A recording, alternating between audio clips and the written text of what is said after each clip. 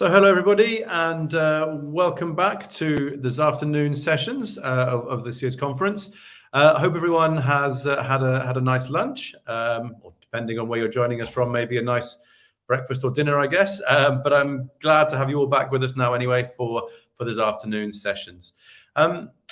So we've got two more panels taking place this afternoon. The first one, which we're going to be having just now, is going to be looking at delivering digital equality and meeting the target of 5G connectivity for all by 2030. So the Commission has set the target of 5G connectivity for everyone, all populated areas in Europe by 2030, which obviously is quite challenging, and it's a challenging target to hit, and also raises questions with regards to what we should be looking to hit in terms of speeds, in terms of the coverage that is achieved. So lots of interesting issues to be looked at, and that's what we're going to be focusing on now. So to introduce in a bit more detail and to also introduce our speakers for this session, I'm now delighted to welcome to the stage Richard Marsden from NERA Economic Consulting. So welcome, Richard. Yeah, really looking forward to the panel and lots to discuss. So I will pass over to you to get things going. Thanks. Thanks, Dan.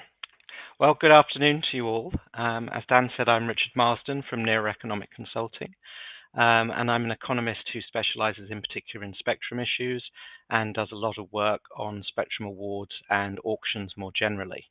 Now, this session introduction almost wrote itself. One of the targets for the Commission's digital decade is to deliver 5G coverage to all populated areas of Europe by 2030. Now, current coverage is obviously still in its infancy, but it's estimated to be around 13%. So it doesn't take an economist to tell you that's a big gap. So that raises a lot of questions. First of all, there's the what. What do we even mean by 5G in the context of ubiquitous coverage? Should minimum acceptable levels be set in terms of key aspects such as speed and latency? Then there's the how. What technologies, spectrum bands and connectivity models do we need to reach these targets? Which ones will work? And what level of regulatory intervention is needed to support those rollouts? And then tied to that, of course, there's always the question of who pays. So are operators going to be expected to do this by themselves, or will there be a substantial role for local, national or EU level authorities to subsidize rollout to marginal areas? And if we're going to get these levels of subsidies, what mechanisms will be put in place to ensure that that funding is spent efficiently? So there's a lot of questions. I'm delighted to say we have a large and illustrious panel to help us answer those questions. We're going to be led off today by Philippe Lefebvre, who I think many of you will know. He's Head of Sector 5G Deployment Strategy, Future Connectivity Systems at DG Connect. So he's one of the men responsible, or one of the people responsible, I should say, at the European Commission for trying to answer these questions. We'll then be hearing from two European regulators who are also grappling with this issue of 5G rollout. There's Kostas Massalos, who's president of the Hellenic Telecommunications and Post Commission in Greece. And then we will have Daniel Ole from Spain. He's the technical unit manager at the Telecoms and Audiovisual Division at the Spanish Competition and Markets Commission. After that, we'll be hearing with a consultant that's been working on these issues for the last 20 years. So that would take us back at least to the 3G, if not the 2G era. And that's Stefan Zähler, who's the co-founder and CEO of Colliago Consulting. Following Stefan, we'll be hearing from Emma O'Toole, Senior Manager of Spectrum at the GSMA. So has the mighty task of representing all the operators who will actually be building these connections. And last but not least, we have Peng Zhao, who is Government Affairs and Policy of OneWeb, who will no doubt be telling us how satellite has a role to play in reaching many of these difficult to reach areas and providing them with connectivity. So I think that's enough for me. Let's go straight into it and kick off with Philippe. Thank you, Richard. So, dear 5G Brotherhood, I would say, good to be with you again. As Richard correctly reminded, the Commission target is known. It's coverage of 100% of the populated area by 2030, and it's now finding its way to the legislative process to become our official target as an EU body. But to the risk of being an iconoclast to my own institution, I would say that this target by itself is a bit generic. It cannot stand up by itself because it doesn't mean anything concrete for the market, for the users. But this was anticipated in the digital policy program we are proposing, because every target can be associated with a set of KPIs, so to define it further. Next slide, please. So if we would follow the simple logic of 4G, where best effort is sufficient in terms of delivering the service, our path to the 2030 target would look maybe like on this slide you see in pink, mimicking what you see in orange was the curve for 4G, for example. But we know that for 5G, we are in a different world. We target, we know that quality of service and single SLA, so arrangement about quality of service, will be essential to deliver the sophisticated use cases. So we cannot be content with a simple single strategy or single trajectory, I would say. Next slide, please. So as anticipated in the policy program we are proposing, we will have to then take the target and really specify what we mean with by this target. And I see at least three categories, broad categories of infrastructure that would be needed. The first one is a bit the successor of 4G, addressing the general public, a better 4G if you want. The second is what I would say the industrial application or the industrial infrastructure that will be needed, where you need very low latency or edge computing capacities. And then there is at least a third one that I would call the mobility infrastructure. It's where we need advanced 5G connectivity along transport paths. But there may be others. So at least for these three scenarios, we will have to come up in due time. So this will take time because we have to define this when the market becomes a bit clearer. And then the mechanism that is foreseen in the proposed legislation is that the Commission could adopt an implementing act that defines precisely this KPI, download speed or latency or whatever it will be, with a qualified majority of member states. So that could become a very clear mechanism. Next and last slides, please. That would allow us to implement our strategy. This is another invention of mine. It shows you how basically we could, or this will work in practice. You see on the right side that each target can be defined by one set or several sets of KPIs. In 5G, there may be several sets, as I explained, because different kind of needs. And then we have in blue a strategy, if you want, a trajectory. We call it the EU trajectory to get there, with milestones or targets on a yearly basis up to 2030. And then the member states would contribute to this EU trajectory, will contribute to their national strategic roadmaps, which is their own national trajectory to end up at the same endpoint, if you want. And this is, of course, not a mere bureaucratic exercise. This will have to be defined together with industry, and the kind of transparency this will bring to the process should help investments. These roadmaps will include not only the targets, but also will include the kinds of national reforms will be necessary, and what kind of major investment initiatives will be included in the member states' strategies. And all of this will be visible not only to the EU, but to the market. So you see, we need to go beyond the bureaucratic appearance of the digital policy program and see what is the potential benefit. It could be a strong tool to create the dynamics in the market. So I will end on this. I hope I didn't spoil the mood from the beginning, because it's quite complex, but we can then address different facets during our discussions. Thank you. Thank you, Philippe. Just to put you on the spot there, so this sounds ambitious. Do you think this can be done? No, if we look at first of all, for us, the reality check is to look at the first reactions in the market, also within member states. And if I look at the negotiations that are going on with the Council and the Parliament, I'm careful to say that publicly, but I see less resistance than I would have expected. I think there is quite a good support for the mechanism. Now, once the mechanism is in place, how far are we going to use it to foster reforms at EU level and also at national level? What will be the power that this tool will really deploy? That's to be seen. But the mechanism that you have proposed, I think, has been well received. Excellent. Well, if you don't dream big, you can't achieve big, right? Let's drill down now to the member state.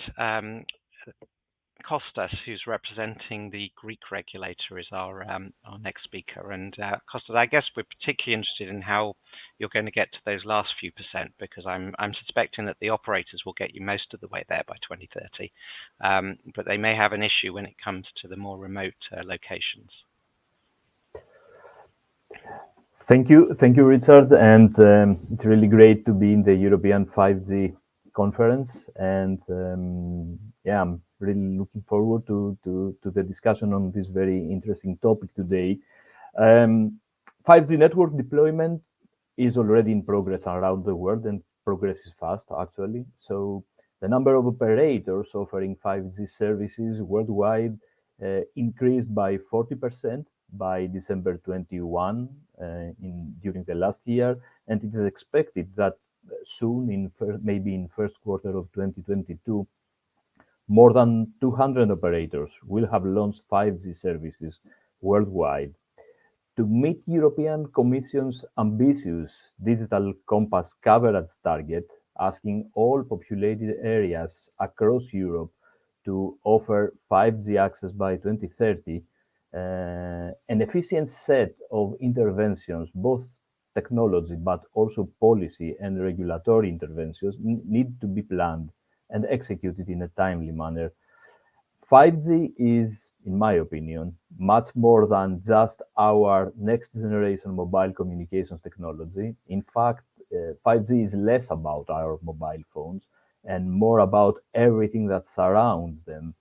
5G fixed wireless access, for example, is an important example of such 5G surrounding ecosystem technology, offering reliable, high-speed connectivity.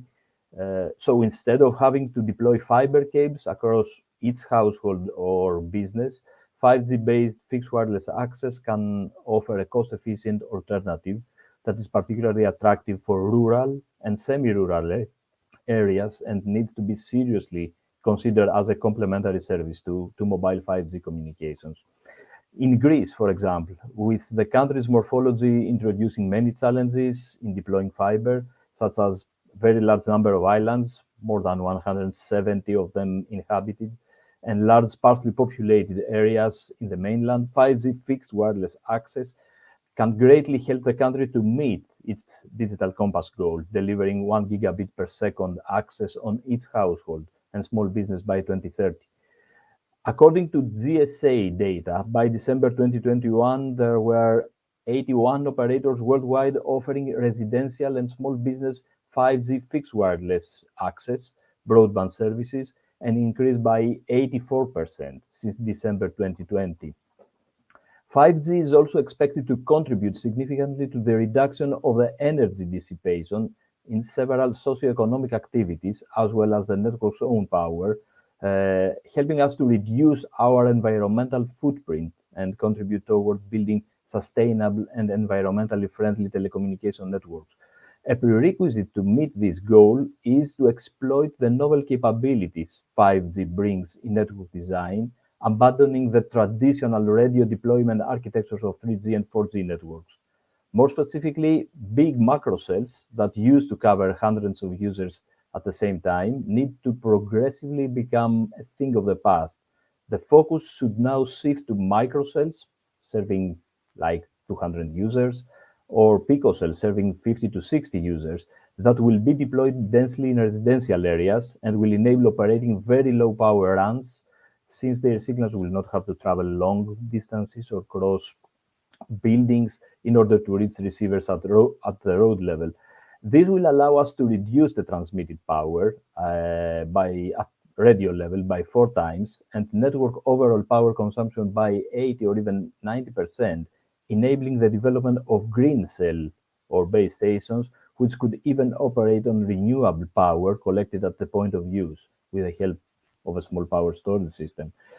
Working on a reference design for such green 5G micro or pico cells will be with all interested parties, I believe would be a good idea in order to promote the development and availability of relevant equipment, and setting an ambitious target maybe for Europe to become a region with the greenest 5G network in the world.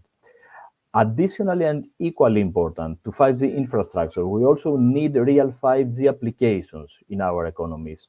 After all, the European Commission's Digital Compass defines infrastructure as a means to the goals of promoting citizens' digital skills, digital business, digital governance, and not as a goal of its own.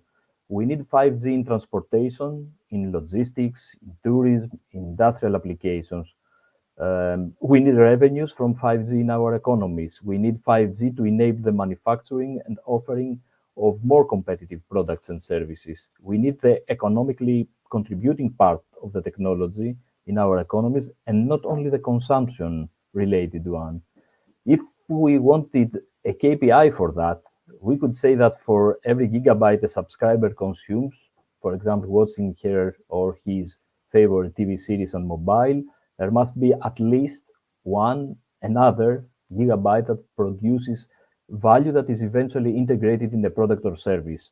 1 gigabyte on the 5G corridor, 1 gigabyte that communicates the history, culture of a country to its visitors, 1 gigabyte for smart city lighting and parking management applications that can save energy, fuel, and man hours.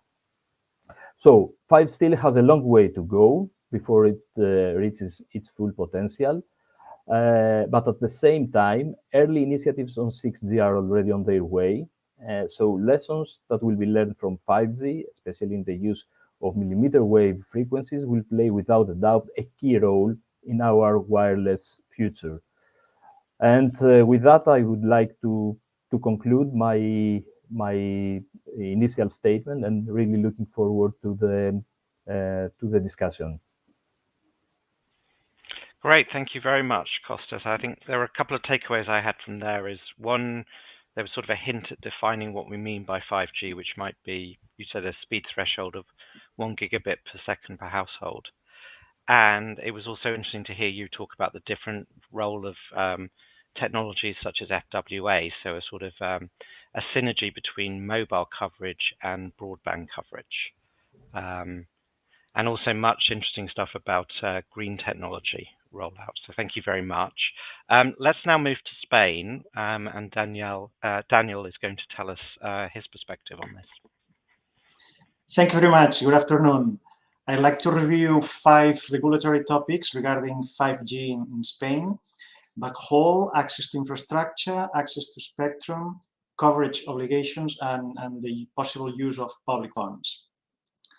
First, as a direct area of our responsibility, we must mention backhaul regulation, where we need wholesale solutions such as duct access and wholesale circuits to build the transport solutions for the base stations. And well, in Spain, 5G deployment will be able to rely on the extensive fiber deployments that duct access has already made possible. So these 2 elements, existing fiber networks and regulated solutions, could solve what otherwise could be a significant bottleneck. Then the issue of access to existing infrastructure. In that context, we are responsible for dispute resolution, and we have just published earlier this month a communication with our guidelines on how we solve these disputes, and we hope to help the market in that area. And the Spanish government has had very relevant initiatives in spectrum, because we all agree on the importance of the timely availability of the 5G harmonized bands. First, the main auction of mid-band spectrum, the 3.6, 3.8 gigahertz band, was carried out already in July 2018. So that spectrum was already made available to market players, although it cannot be used in an optimal way until it is properly reorganized because of the fragmentation of the initial allocation, but we will see that solved in the coming months. On the other hand, the 700 megahertz band was auctioned in July 2021, and with licenses that can be extended up to 40 years, which was a new element in the process. But the third band, the 26 gigahertz band, is still under study, and there's even currently a public consultation. What's the consultation for? Well, we saw it, I think, in the first session this morning, that there are different possible licensing models for this band, because this band has the potential of offering a large volume of spectrum to very different kinds of networks. And for example, in a report last year, the CNMC highlighted that some provision should be made for private networks with local coverage, and this is also made possible because of the propagation characteristics of this millimeter band. Now I want to speak a little bit about coverage obligations. These were only included in the 7 megahertz band auction in Spain. First, our first remark would be that CNMC insisted on the need for coherence between the coverage obligations and the areas which are expected to be covered with the help of public funds. Anyway, there was an interesting development in this auction, which was a reduction of the reserve price in exchange for increased coverage requirements. And this is an idea that was already in the document called the Connectivity Toolbox, which was agreed last year in the EU. So one of the 7 megahertz blocks had more extensive coverage obligations, but a lower price, 80 million euro less than blocks which were equivalent from a spectrum perspective, but had more limited coverage obligations. And what happened in the auction? Well, there was more interest for the cheaper block in the first stages of the auction, until the gap in price fell to 40 million euro. Then 2 participants in the auction switched and accepted the higher price to avoid the coverage requirement, whereas a third participant stayed and accepted the cheaper block with extended coverage obligations, and in practice they paid a lower price for an equivalent volume of spectrum. I get to my last topic, the use of financial aid as a complement to incentivize deployment. 5G has a very important presence in the Spanish plan to use the Recovery and Resilience Facility of the European Union. The plan is very complex, but there's a provision of 1.4 billion euros for 5G, specifically for 5G initiatives in a chapter which is more general about connectivity and cybersecurity. And this national plan was given green light by the EU institutions this summer. Well, now we have a plan. Execution of the plan must follow. And there was a very important step in December, because the plan was accepted in summer. There was a very important step in December. The European Commission, now as authority in charge of reviewing state aid, approved a first scheme of 150 million euro for the deployment of passive infrastructure for mobile networks in areas where there is currently no good 4G mobile coverage. And I think that's also a very interesting development. And I thank you very much for your attention. I'll be happy to try to answer the audience questions. Thank you very much. Thank you, Daniel. So that was interesting, especially to hear just that last piece of information, the 150 million. So if I understand it right, that's beginning to bridge the gap between those coverage obligations you have, which presumably get you to the high 90% of population, and those last few hard to get percents that would take you to the European objective. Exactly. Great. Okay. So thank you, Daniel. Our next speaker, Stefan Zahler from Colliago. Stefan, we've worked together a long time. I've known you through the 3G and the 4G eras. During that time, we've never had ubiquitous mobile coverage. We've had very good and improving mobile coverage. So I'm interested to hear your perspective on, whether this ubiquitous coverage is achievable, and if so, how do we get there? Great, thank you. Thanks for that introduction. Well, I also got a few slides, but to answer your question, ubiquity in 5G is more complicated than ubiquity in the old GSM world, where it was simply about voice coverage. Now we really need to talk speed coverage, and that is the difference between 5G and what we had before. So first slide, please. So the question was asked, what speed targets do we have? Well, it's actually in the IMT 2020 5G requirements of the ITU. It gives you the data speeds of 100 megabits in the downlink and 50 in the uplink. And it also qualifies these because it says near guaranteed user experience mobile data rate. Of course, in a mobile environment, there's never a guarantee, but at least a very high probability of achieving that. So we know what that is. So next slide, please. The reality, though, is very different. Everybody talks about coverage targets, and we've heard it here. People talk about rural coverage, that focus on population coverage and transport linked. And in percentage terms, 4G coverage figures look great, and 5G figures seem good as well. But the thing is, a city might be classified as covered irrespective of indoor speed coverage. So most regulators do not contextualize coverage and user experience speed, which is a function of the area traffic capacity versus demand. So with 5G, not having speed coverage is similar to not having coverage at all, because speed-dependent applications may not work. And here's a sort of typical application. Somebody in a shopping experience want to share with somebody what they're looking at, and guess what? It doesn't work because there is no coverage. Next slide, please. And then we have this odd situation where we talk about making funding available to roll out 5G networks to uneconomic areas.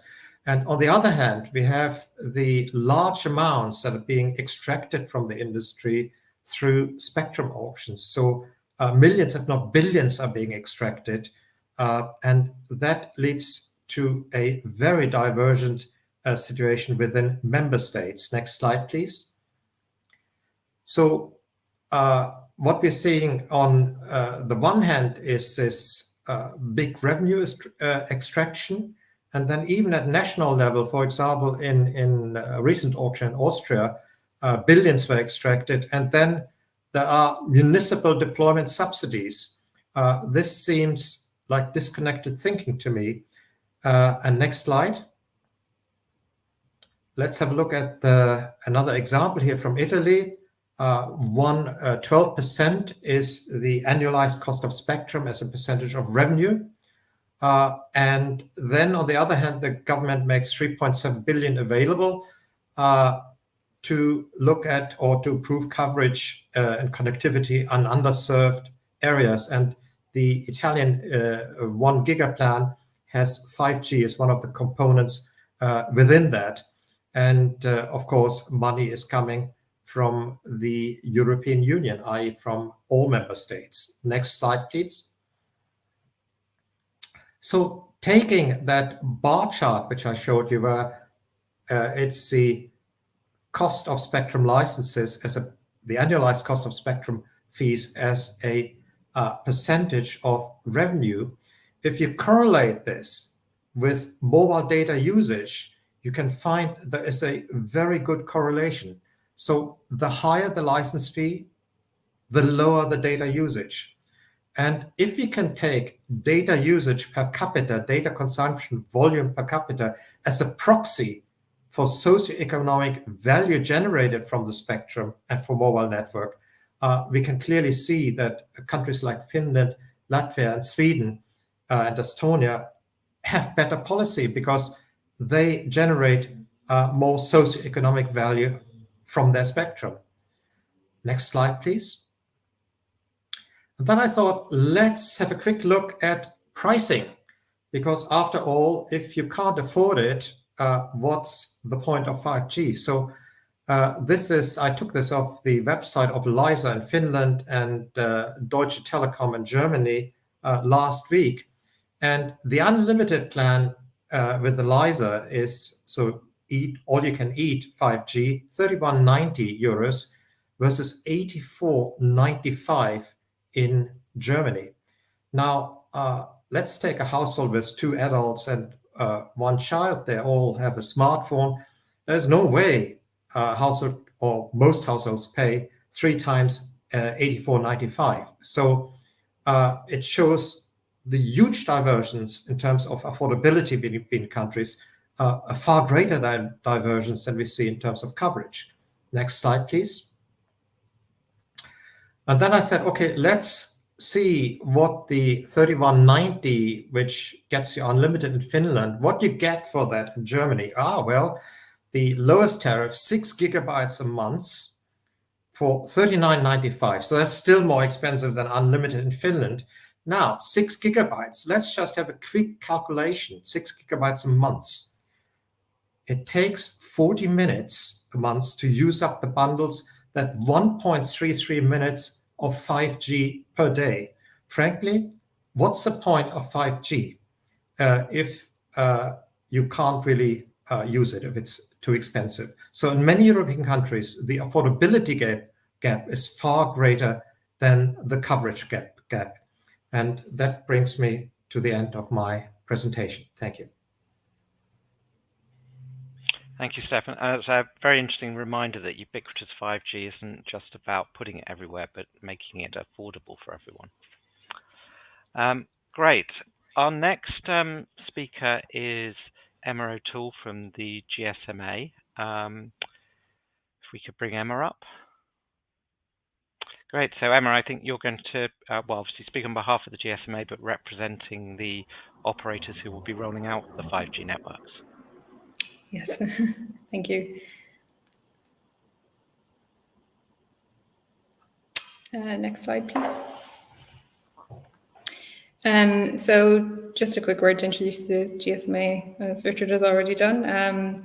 We are an association representing the interests of mobile operators worldwide. So we unite more than 800 operators with almost 300 companies in the broader mobile ecosystem.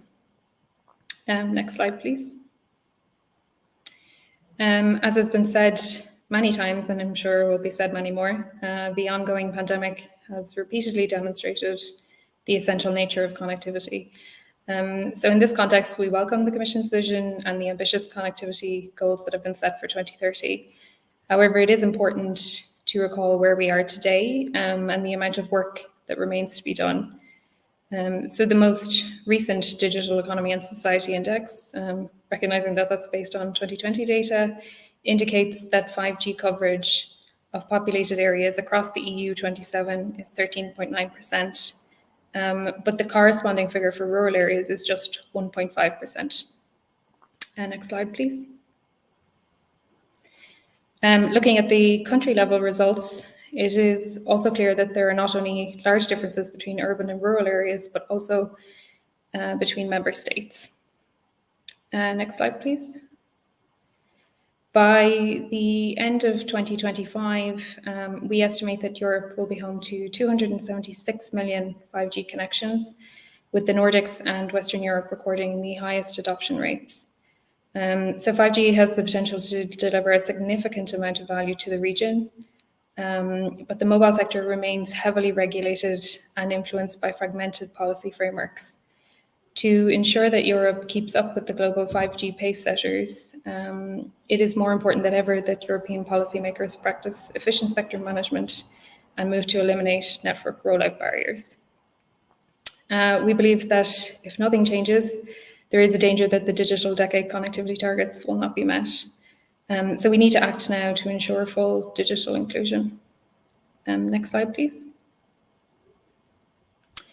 We've already seen how successful policy initiatives that prioritise consistent regional deployment can be. So, for example, in France, in terms of market context, in 2015, France ranked 26th among its EU member state peers on 4G coverage.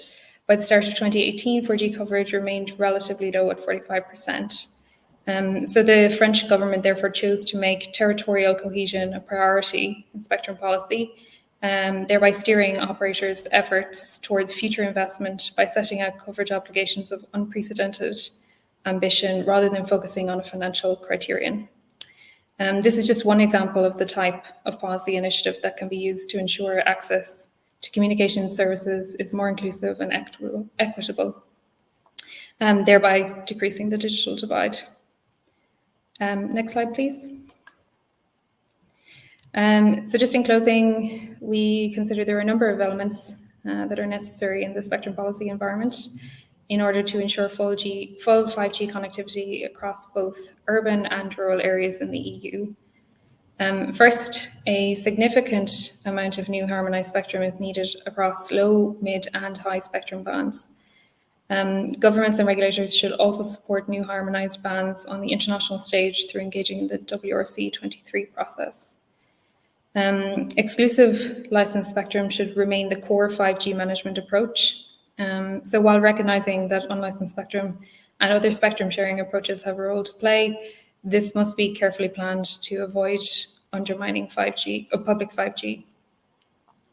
It is also important to note that setting spectrum aside for local or vertical usage in priority 5G bands could jeopardise the success of public 5G services and may lead to inefficient spectrum outcomes. Governments and regulators should also avoid inflating 5G spectrum prices, as this is linked to slower broadband speeds and worse coverage. And in line with the spectrum auctions should occur in a timely manner, and policymakers should carefully consider 5G spectrum license terms, conditions, and award approach to support network deployment and maximise the benefits of 5G for all. Regulators should carefully consider 5G backhaul needs, including making additional bands available and supporting wider bandwidths in existing bands. And finally, governments need to adopt national spectrum policy measures to encourage long-term heavy investment in 5G networks. So long-term licenses, appropriate renewal processes, and the provision of spectrum roadmaps, etc. And I'll finish my opening intervention there, but looking forward to discussing the issue further. Thank you.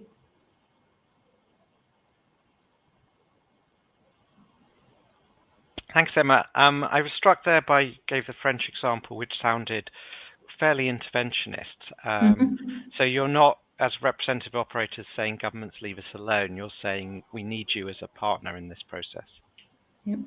I think given the ambition of the goals for 2030, and especially in the context of the ongoing pandemic, you know, the kind of targets that we're looking at, it is going to have to be a more collaborative approach going forward. And we need to change some things to really achieve those kind of targets. It's an unprecedented ambition, so perhaps some unprecedented steps are needed. Very good. Thank you, Emma. Okay, our final panelist is Peng Zhao, who represents OneWeb. So far, I think we've been quite focused on mobile networks, although there's been some talk about FWA. So Peng, I'm very interested in broadening that conversation out about the range of technologies we can use to have ubiquitous 5G. And I think, you know, there was some difference. Costas talked about 1 gigabit per second. Stefan mentioned just 100 megabits per second. So I'm interested to hear as well what you think should be 5G for these targets. Thanks a lot, Richard, and thanks for the invitation.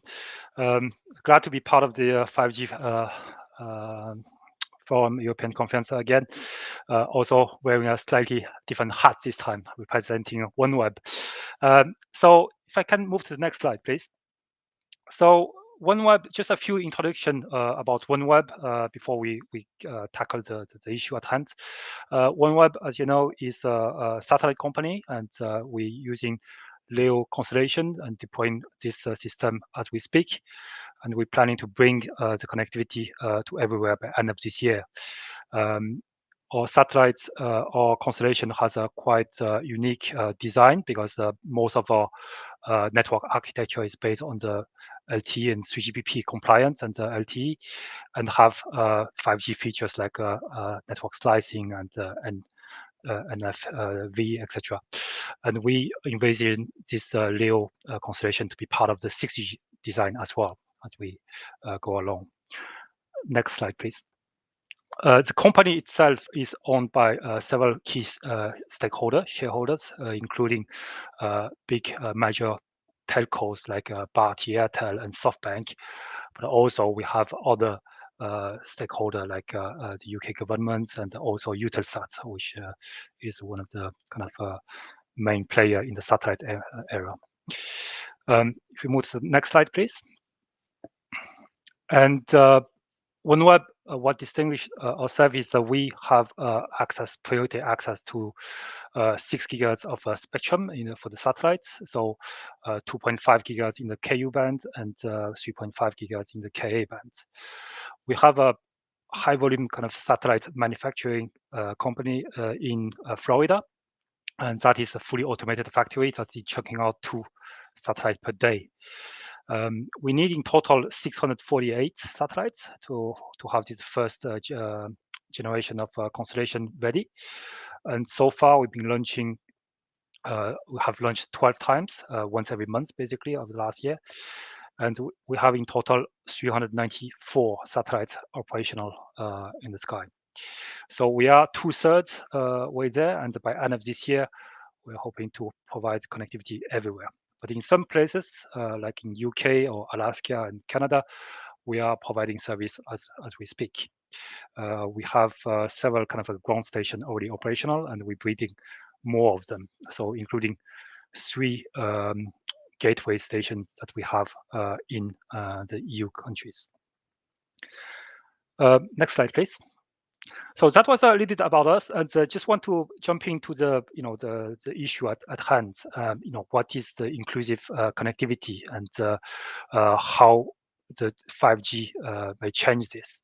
So in order to respond to that, I think we just had a quick look at the previous 3G and 4G, the history, and I took some measure from ITU on the left-hand side, which showed basically the population coverage of the previous technology, like 2G, 3G, and 4G. And as previous speakers also mentioned, it is constantly increasing the coverage. But at some point, it's becoming really, really hard for the mobile operator to deploy, especially to the remote and the rural areas. So you can see at the bottom of the chart, Europe and urban population all enjoy 100% 4G, even if as I think Stefan mentioned, sometimes indoor is not always that, but at least you can expect to have 4G everywhere in the urban area. But in rural area, it is stay around 6% of the population don't have access to 4G. And in fact, if you look at the color of the shade, they don't even have 3G nowadays.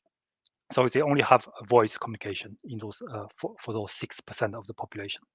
And that creates a big inequality in the sense that those population will not have access, especially today under the COVID situation. Those population do not have access to remote education, remote schooling, remote working, and any kind of even basic information about COVID, for example. It's more difficult for them to access those because everything is online nowadays. So it is really something that we hope the future connectivity can bring and can help to solve this.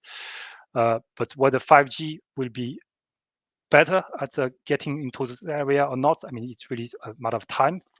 If we follow exactly the same model, maybe 10 years down the line, we may have a 6G, 5G somewhere in those areas. But as I think Emma, even Emma said it before, is that you need a change of mentality and change of business model to how to address those kind of rural coverage. And we had a look on the right-hand side of the chart. It's really look at the kind of the key reason why those rural connectivity is so hard, right? So on the top of the chart on the right-hand side, you can see the capex deployed to cover the population, and you can see the last 10 and 20% of the population will require almost more capex for a mobile operator to cover than the first 80%. So it's very easy, and not easy, but I mean it is relatively easier to cover the top first 80% of the population with a new technology like 4G or 5G. But the last 10, 20% you need to spend much more capex than the initial 80%. And a lot of it, as you see from this GSMA intelligence report, a lot of it is down to backhaul. You need to deploy fiber to connect 4G and 5G base station in those areas. And fiber costs you anywhere between 10,000 euros per kilometer to roll out. And sometimes it just doesn't make sense economically, right? And that's where we, as OneWeb, we think, and satellite community in general, we think we can bring a little bit change in the sense that our connection is not distance dependent. It's not how close or how far away from the nearest fiber, but it is just all the distance are the same to us. So it's just depending where your connectivity need is, and you can use kind of satellite and OneWeb kind of connectivity to provide backhauling for your base station, 5G base station, for example. Next slide, please. So that's how we intend to work, and we work in partnership with many operators. And for example, right now we also already have with collaboration with AT&T and BT and many other kind of ISPs, etc. And we really think that to deliver the connectivity to those remote and rural areas, you really need to be a partnership. It's not one technology can bring it. We're not saying that satellite technology is the only answer to those rural areas, but we do believe that using satellite technology hand in hand with the mobile technology, it will enhance a lot the economics to provide those rural connectivity. My last slide, please. So there's many things that can be done, but from the for the regulatory audience and the policymakers, I think there are a few things that we would like you to consider as well. It's like when you talk about innovative kind of bringing the digital bridging the digital divide and bringing the connectivity to the rural area, you have to take a technology neutral approach to say, it's not only pushing one specific dedicated kind of technology to those areas, because if I am one of those 6% population sitting in the rural area without any connectivity today, I don't mind. I wouldn't really care whether I have 100 megabits per second or 1 gigabits per second in 10 years time. I want connectivity today. I want to be able to do remote e-education, remote e-health, etc. today. And that's what I'm saying, that to bring everything, to use all the technology available to you and whatever makes the most sense economically to bring the connectivity to those areas. And we really need to ensure that every industry, telecom industry, have access to the fair share of spectrum. And last but not least, I think as other industry also said, fees and administrative fees is probably the only can be a barrier for bringing those technology into the different markets. So with this, I conclude my initial remark. Thank you. Great, thank you very much, Peng. We're going to bring the whole of the panel up now, but if we could start with you, Peng. So obviously you've already got active services in a lot of places. What kind of speeds and latency is OneWeb providing? Yeah, so I didn't spend too much time on that, but I think like OneWeb, we are a low Earth orbit kind of a constellation. So we have our kind of constellation is much closer to Earth than traditional geostationary satellites. So our kind of latency is one of the key improvement over the traditional satellite solution. And we are comfortable to offer the very low latency that is capable of 4G and 5G most of the application. We are not in this, because we still like a certain distance from the Earth. We're not offering something like a ultra low latency kind of application that is, a couple of milliseconds. That's something that's only kind of on the fiber can do that. But we are comfortably offering application in any kind of 4G, for example, voice over LTE and cloud computing, etc. That's all possible. And what kind of download speeds do you get? Download speed, it all depends on the capacity on the different places, and also how many user terminal, what we call the user terminal. You can use several kind of a user terminal together, or kind of a basic offering start at 150 megabit per second, and but you can have several of those at the same time. Great, thank you. Okay, so that really raises the first question that came in from the audience, which is on how do we define 5G in terms of latency and speed. And I think Costas earlier talked about having 1 gigabit per second. The ITU target is only 100 megabits per second. That's a big gap, and that gap seems to potentially rule out some technologies along the way. So I guess the question I want to ask the audience is, how do we define what we mean by 5G, and should that definition be different as we get to more and more rural populations? I mean, maybe Stefan, if we could start with you. Yes, thank you, Richard. I mean, the 5G is defined. The only question is whether it is actually economically feasible to deliver that reliably over very large areas, including remote rural areas, because the sort of site density you'd need to do that would be quite high. The capacity available in low-band spectrum, sub-1 gigahertz spectrum, is not enough to deliver this over a large area if there is a high level of concurrent use. Let's say maybe if it's an FWA style application, 50% of the households might use it simultaneously, or something like that. You're simply running out of low-band capacity, and that would lead to a need for to cover very large areas with mid-band spectrum, which has far smaller cell sizes, and the cost goes through the roof. And as you have seen, we are struggling with the affordability issue, and higher costs and affordability difficult to reconcile. Indeed. Costas, what's your thinking on this from the perspective of a regulator?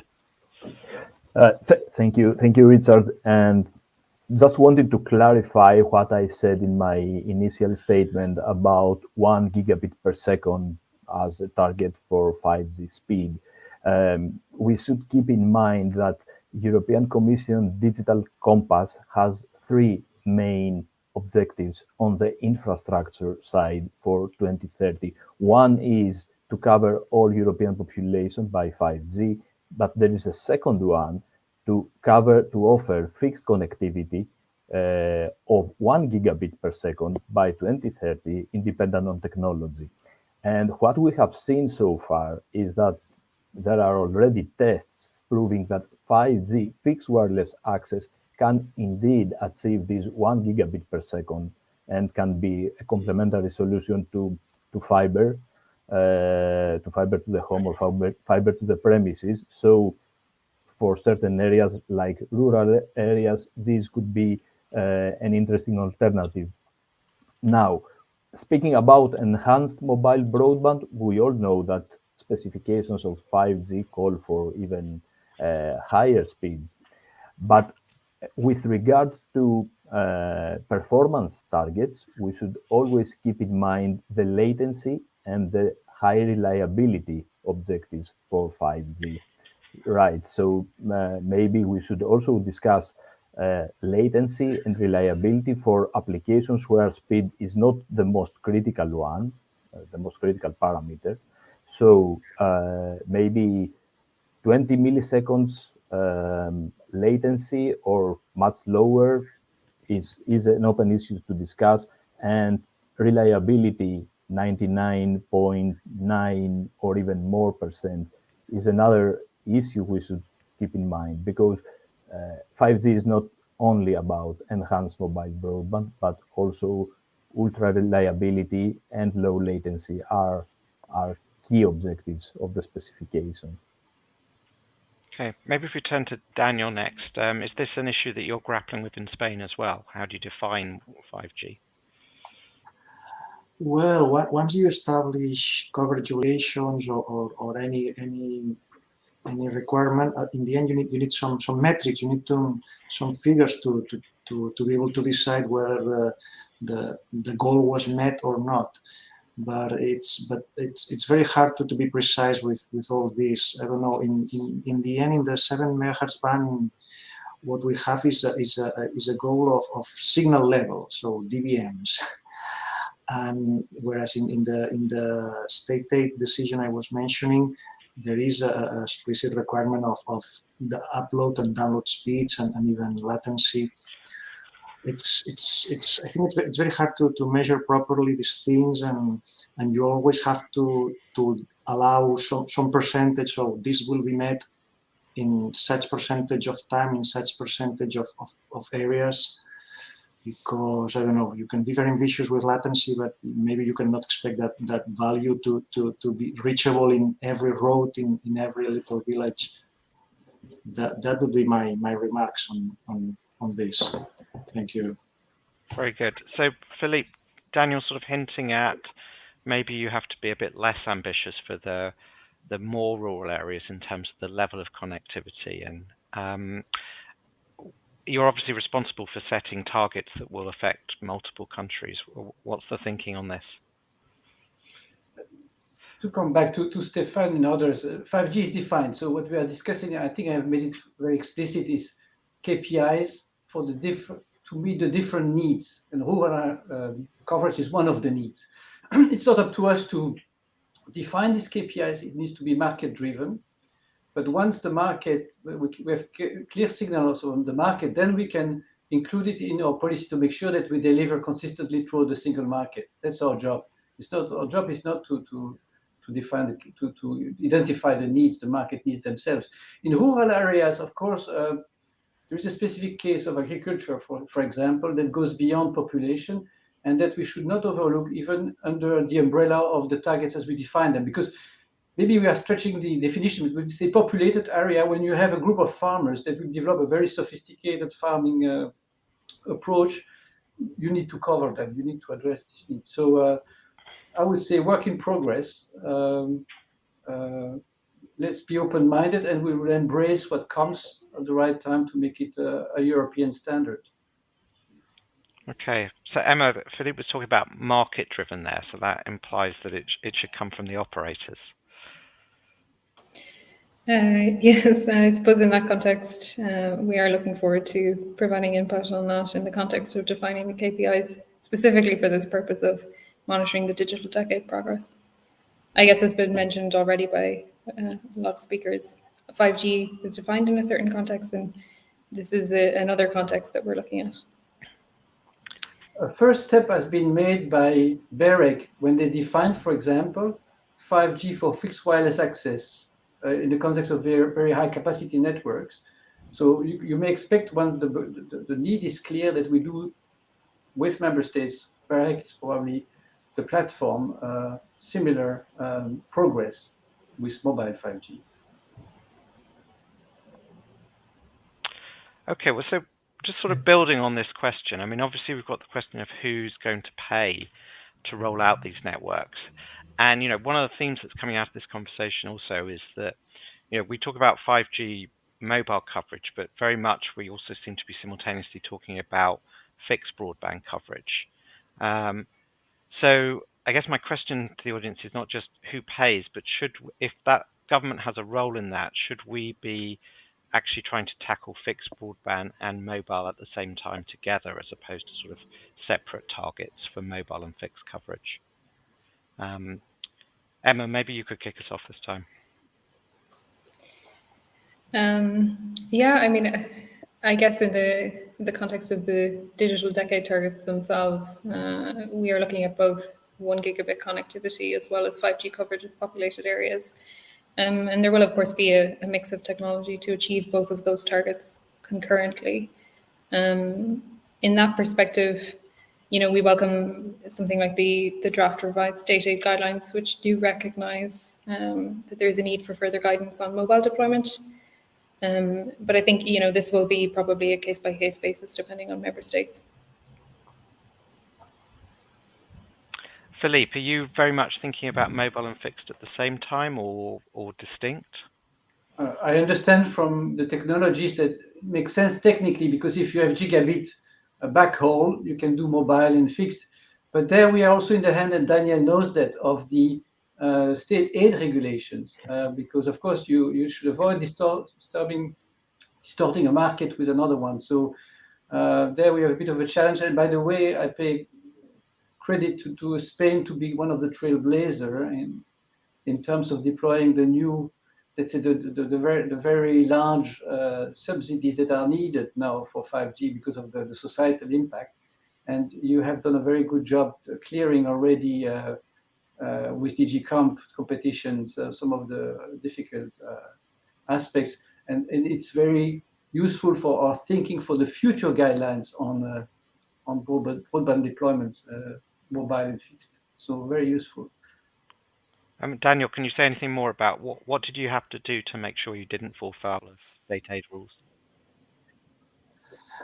Well, I think state aid, as you know, is forbidden by the European Union treaties, and so it's an issue to deal with. But there's so much regulations and criteria and guidelines, and well, you have to know all about it and bring it to the new scenario.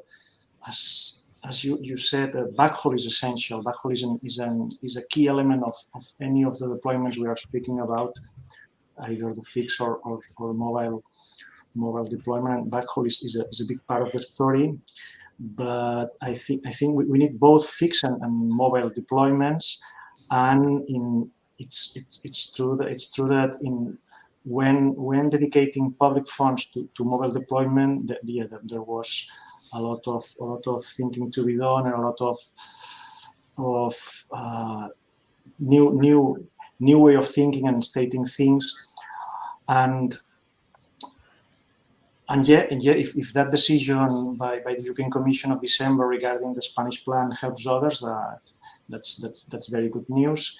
And we need all of it. We need backhaul effective for all the solutions, but I think even the small villages need both fixed and mobile solutions. We have very good mobile technologies, but there's always these percentages and whether the cell is loaded or not so much loaded, and how would be the performance. I think we need both of them. Thank you. I think Peng, you wanted to come in on this point. Yes, I think it's just taking a step back, just looking at what really the policy maker are trying to solve as the issue is really the issue of connectivity, right? Whether it's bringing the connectivity using mobile, using 5G, or using fiber or fixed broadband. At the end of the day, for the consumer, right now, especially in those rural areas, they just need connectivity. They don't really mind. It doesn't really matter what type of connectivity. Once, if you talk about urban population, yes, maybe they want to have a choice of different things and compare the technology, whatever is make more sense economically for them. But for those rural areas, it's really a matter of bringing some kind of technology there, some kind of connectivity. And so I really think that from the policymaker perspective, especially when you talk about funding, you really should kind of tell the the telecom communities, the different industry to say, come with whatever makes sense economically. And another thing I want to mention as well is that the rural connectivity, what is hard and what makes the economics not work really well, is the middle mile. It's not the last mile. Last mile technology, 5G base station is the same. Is the same one that you deploy in rural area than in city center. Or if you want to use, FWA, you can use it, the same technology in rural area and in city center. Challenge is not on technology. Challenge is not on the last mile technology, but it's pretty much on the kind of a middle mile and what we call the backbone and backhauling. So if it costs you $10,000 or 10,000 euros to roll out 1 kilometer of fiber, and it doesn't make sense economically for some part of the country, then you should consider other options. Costas, and what's your views on this? Well, addressing both fixed and mobile connectivity is a challenge, of course, and maybe I can give an example of what our approach in Greece is. For fixed connectivity, we are about to launch a very big program, the Ultra-Fast Broadband project, a public-private partnership project to address connectivity, fixed connectivity for suburban and rural areas. And the aim is, again, to have connectivity of 1 gigabit per second when the project will be finished. And in this context, different technologies are allowed. I mean, it's to a certain extent technology independent. For the 5G deployment, the main tool we had was the spectrum auction itself. So we tried to change the philosophy when we designed the spectrum auction of Greece that took place in December 2020. And in this time, we tried at a high level to promote a long-term vision over the short-term income generation that traditionally used to be the approach. So we tried to incentivize investments, and so we decided to keep the licensing costs at a reasonable level. We did a reasonable spectrum valuation. We offered flexibility in the payment scheme for the spectrum licenses in order to speed up the deployment of the network. We also offered long license duration of 15 plus 5 years. We supported the infrastructure sharing. So we tried to put fast deployment of the network as a priority, and maybe this would reflect also to affordability and not handle the spectrum auction as an income generator. So just picking up on that, I mean, there was obviously some criticism of spectrum auctions for taking money out of the industry in some countries. I note that in the States where I'm based, recently there was an auction which was the other way around. It was handing out subsidies in the most efficient manner to operators around the States to roll out, in this case, fixed broadband, but using fiber or FWA technology to those final percent of population who don't have those services. And it was a very large fund, and the auction was very successful in securing commitments to roll out to many people in the US who don't have services. And Canada is currently going through, some states in Canada are going through similar processes. Stefan, is it time that we had sort of more imaginative techniques for governments to spend money to help operators achieve these targets? Well, I think we should also look at some of the reality. Money is limited, and where should the money be spent? And 5G is really about being the enabler of the fourth industrial revolution. And so we should look at where is GDP actually being generated. And it is in the cities, it is in the populated areas, it is not in the middle of nowhere. And so if you contextualize that, where do you actually have to put the effort of providing that true 5G experience, the ubiquitous coverage, ubiquitous coverage is a requirement for ultra reliable, then you should really focus on the cities and not get distracted by covering a village in the back and beyond, because from side it's maybe from social value important, but certainly not from an economic perspective. And another solution is, of course, self-funded deployment. We've seen that a lot in the UK, but there's no coverage and local areas banded together and put up a mast. And the kind of sums involved per household in a village are relatively small. Maybe they have to put up 5,000 euros or something like that per village household to have that connection for the entire village. Now, 5,000 euros, that doesn't even buy you 2 square meters of property in a city. So it's that sort of disconnect which I can't really understand. If in rural areas this was really so important, then people would be prepared to put the hand in their pocket and self-fund, or at least partially self-fund. So that's the sort of point I like to make on that. All right, that does seem, arguably that's a little inconsistent with your point earlier about how much are they willing to spend per month, though, on these services. I mean, maybe that's a nice segue into the discussion on affordability, which you already raised, Stefan. Emma, if you don't mind kicking that one off, there was a question from the audience about the affordability issue, and why have we got such incredible price differences between operators in Europe? I mean, I suppose the important thing to remember here is that spectrum is generally a national competence. So it's not really a digital single market for mobile. And, we see those large differences also across when we look at 5G coverage. And I suppose, given the delays that we've seen in some of the auctions and the different license conditions, the inevitable outcome is that we will see different results in each member state. So I think, the kind of mechanism that's envisaged by the Commission for this path to the digital decade is quite welcome, given it will be a collaborative process between member states, the Commission, and also stakeholders. So hopefully we can, try and address some of those divergences.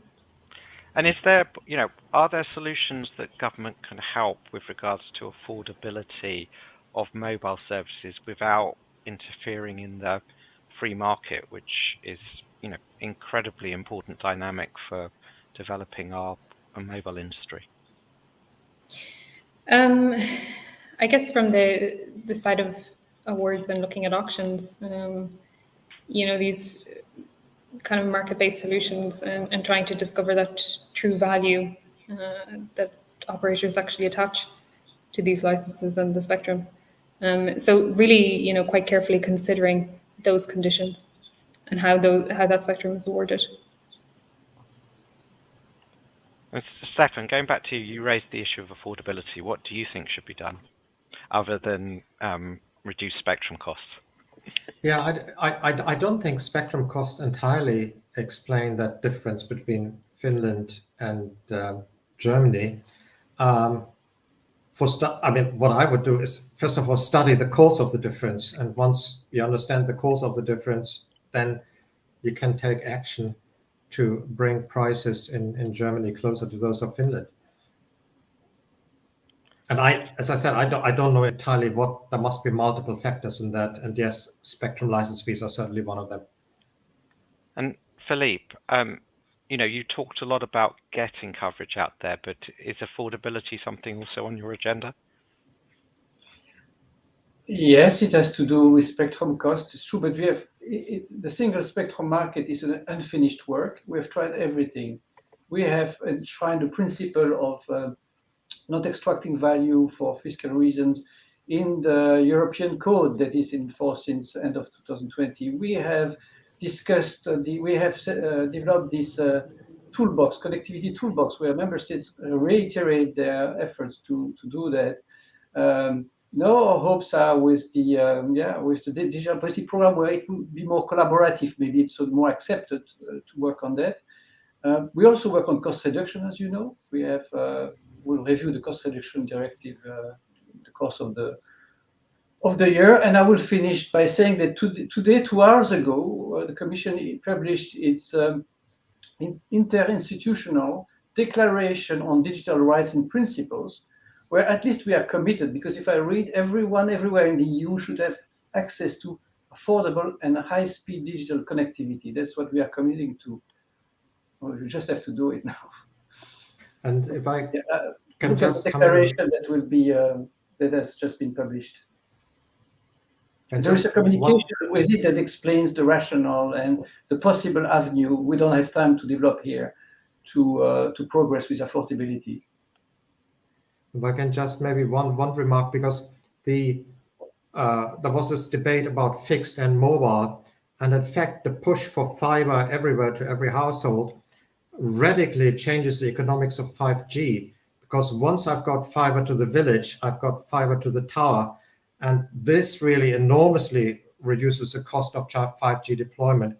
So I suspect that the availability of fiber has also a lot to do with the cost for mobile operators. And we know that the availability of fiber in Germany is very low relative to the European average.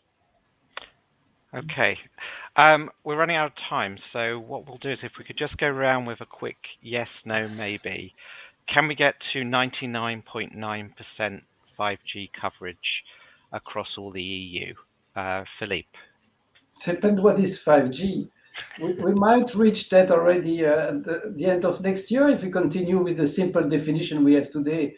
You just use 700 megahertz or FSS and off we go, and then we can retire the target at the end of next year. So let's not reopen the discussion at the end, but I just can return back the question to you. What depends what we want to roll out. All right, Kostas, let's define it as a target that you would like to see in Greece.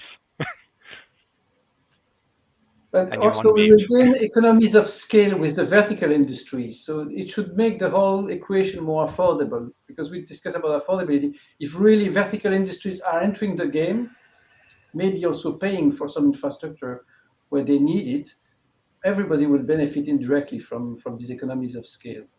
Indeed. Kostas, yes, no, or maybe?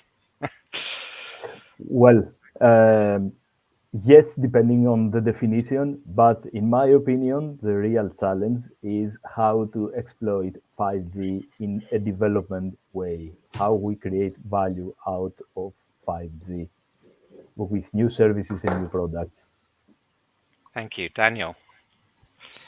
Yeah, I think we more or less did it with 4G. Then we can do it with 5G. We can get very good coverage in some years time, with public funds, and with the work of everyone. Stefan? I think the definition is everything. We're just doing some work on low band impact on 5G. And if you just take a single user at the cell edge with 20 megabits, then a single site covers 2,000 square kilometers. However, if you use something which is more typical and includes some loading assumption, it comes down to 400 square kilometers. So there's a factor of 5 difference right there. And so I'd say 99.9% true 5G, no way. Emma? I'll probably say I'm hopeful. I think the ambition is certainly there, and with the right level of collaboration, it's certainly possible. Obviously, depending on the definition, but hopeful for the future. And Peng? Yeah, I think 99% of today's 4G coverage, that's possible. extending 5G beyond what is 4G today, I think it really depends. It would require kind of a change of mindset. And as I mentioned before, mobile operators need to work with the satellite operators and other operators to work hand in hand with that and with the support of the local government, of course. Great. Well, look, thank you very much. That was a lively debate and a lot of fun. That wraps up our session with a note of, I would say, cautious optimism.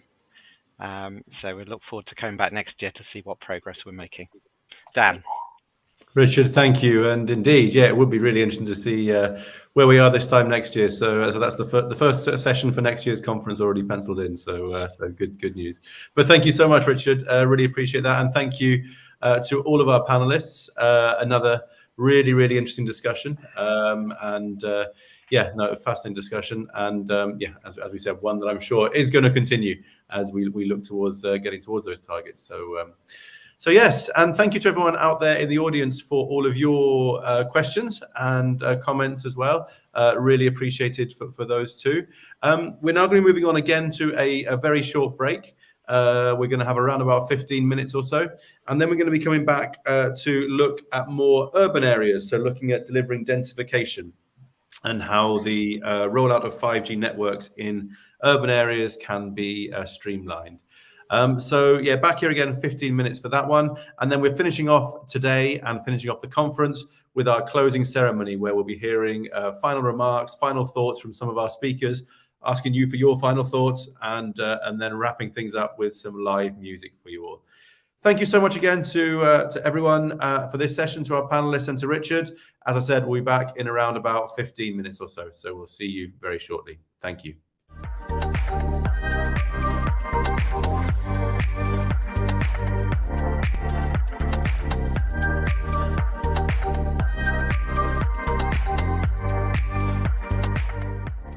My name is Filippo Gianti from Qualcomm. 2022 is the year of 5G millimeter wave in Europe. Decisions will be made by key countries, key operators, and key device vendors to roll out this technology. Using both 5G millimeter wave and mid-band, operators can offer the multi-gigabit speeds and the massive capacity required in what is a video-first, uplink-driven, post-pandemic world.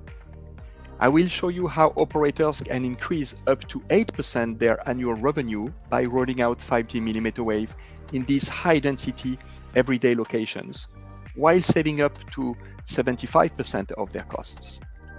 Join me for this exciting showcase in the on-demand area. Hi, my name is Marta Suarez. I am the president of the Dynamic Spectrum Alliance, and I'm very excited to participate in this event and also to invite you to our showcase entitled Ensuring Wi-Fi Connectivity in a Digitally Connected Gigabit European Society. In that showcase session, we are going to cover the last updates, and we're going to talk about the technology that's omnipresent in our lives, that is Wi-Fi, and why it is so important and crucial for the next decade goals in terms of connectivity. So don't miss our session. You can find it on the on-demand area of the event platform. Thank you. Hello, my name is Calvin Bahia, and I'm a principal economist at GSMA Intelligence. I have the pleasure to invite you to watch our showcase, where my colleague Caroline Butler will present the findings of our new study that explains how policymakers can carry out a socio-economic cost-benefit analysis for different authorization models for the 6 GHz frequency band. This includes both licensed and unlicensed options. It also presents the results of applying such an analysis for 12 countries. You can find the showcase on the on-demand area of the platform, and we hope you find it useful and interesting. Thank you very much. Hello everyone, my name is Egon Schulz from Huawei Munich Research Center in Germany. 6G is a common vision of our ICT industry future. 6G will be the future platform for everything we do in our daily life and work. 6G is global. We are excited that we will have the opportunity to participate shaping 6G with our friends and partners in the European research community. Europe will play a leadership role to create 6G. Thank you for your attention.